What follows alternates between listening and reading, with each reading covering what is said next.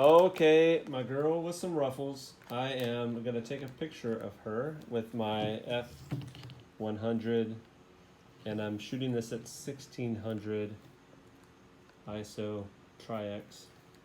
So here's my lighting setup. I'm just testing this out for the first time. I have an RE300 that's providing some bounce on the light.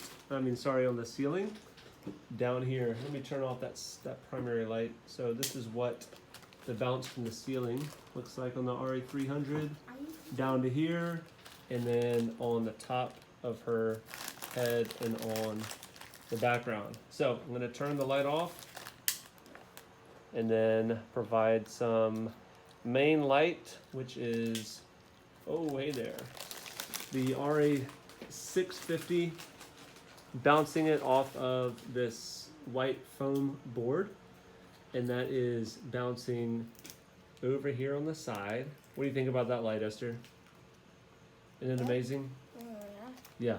So now I'm going to put on both lights. You can kind of see what this looks like. There you go. Okay, ruffles need to go away. Put them off to the side so I can take your picture. Okay, so I'm doing this one-handed here. Here we go. Sit up straight, straight back. Good. That's good. Chin forward like a turtle. Okay, happy face. Here we go. Perfect, my girl, yes. Chin that way just slightly. Chin up. Stick your chin out some more. Not quite so crazy. Okay, here we go. Ready? Chin down a little bit. Not so crazy. Okay, here we go. 1, 2, 3. Okay, good job. Okay, just stay just like that. That's nice. With your Get Air stickers. Here we go. Ready? Beautiful. Yeah. Good. So just so you know, from this setup here, the settings on that last shot, it was at ISO 1600 at 1.4 and at 2/50th of a second. Oh, that was nice. If you're looking away, that was perfect. So what do you think? What do you think about the way the pictures look? Here, let me push play. What do you think about that? You like that? Isn't that good? Yeah. That's good. Okay, that's nice. All right. Thanks, everybody, for tuning in. I don't even know if you can see me. Can they see my face on this, Esther? Okay, good. Thanks for tuning in. Let me know if you have questions. Talk to you later. Bye. Say bye. Bye. All right, so I have finished the roll of TriX 400, and remember it was pushed to 1600. I developed the roll of film today and wanted to finish out the video by showing you a few of the selected images from that roll. So actually all 3 of my kids will be in this selection. It is the exact same setup that I mentioned with my daughter. So anyways, just wanted to show you what that setup looked like on film. So as you can remember from the lighting setup that I had, and I had the RE300 bouncing from the light up to the ceiling and onto the background and onto the top of my subjects. So that's where you get this from. This is, I think, a natural fall off from the lens shooting at 1.4, but it was also hitting the background. And then the main light was coming from, if you can remember, from the wall on this side and coming across, which is where you're getting these shadows over here. So I took a picture with my Fuji X Pro 2. I took a picture of the film with my Fuji X Pro 2 using a Mamiya. This is not going to be in focus and I'm not going to worry about it, but this is a Mamiya 120 f4 macro lens that I used on Mamiya 645 Pro with the Fuji adapter. So this is what I used for the digital scans, and then I imported it into let's see, what is the name of the program? Let me hit Control N. Negative Lab Pro. I'm on version 2.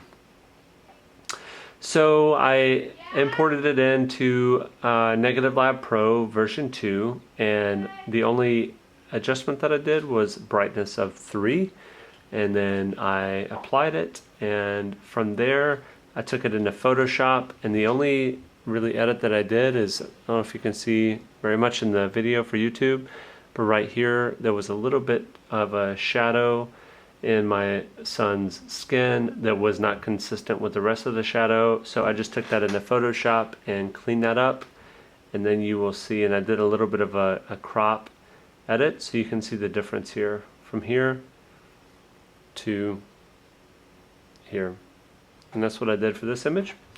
And then for my daughter, so this was the way that it came out. This is one of the last, I think, that I was recording for when I was shooting my daughter, and this was one of the last images that I took of her when I was recording this video at the start.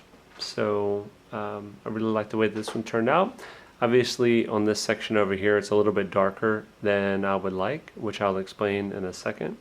But similarly, there was a bit of shadow and consistency right here that I took out in Photoshop. And that's the difference there. Okay. And then, so for one of my other kids, this is my oldest son, and I really did very little. I think what I did was I cleaned up these shadows right here, which is very, normal, I think, for portrait images. So I cleaned this out so that it was a consistent shade here. So this was the straight out of camera shot from Negative Lab Pro scan, and this was from Photoshop. So you can kind of see in camera how I cleaned that up just a tad.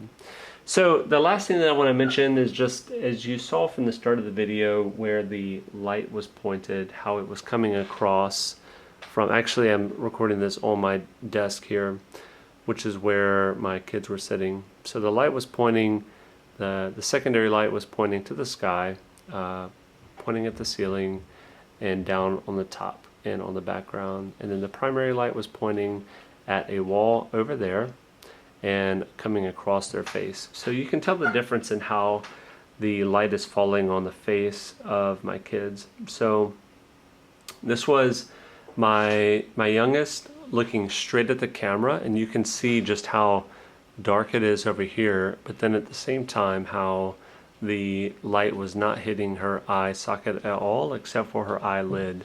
So, for me, I like this image, but you can see the progression of this image and then having this image here to where the nose, just think of it, the nose is pointing a bit more this way for this image. And then now you can see how much of the light is filled in with the eye socket.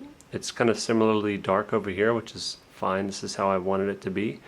But you can tell the difference from the eye socket in this image, where she's looking directly at the camera, to this image where the nose is slightly pointed and this is filled in, to where I have my oldest looking at the wall, which you remember back at the start of the video where the main light was pointed at a foam board. So I told my son to look at that board, and then you can see how he's looking over here and everything is filled in, and there's a nice cut of light.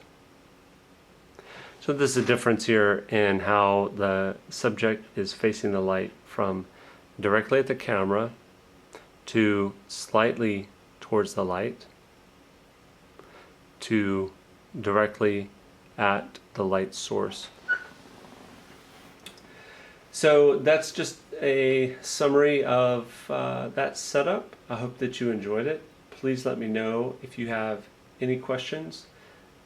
This is again a setup from Fresnel RE light source with tungsten light on Kodak TriX 400 pushed to 1600.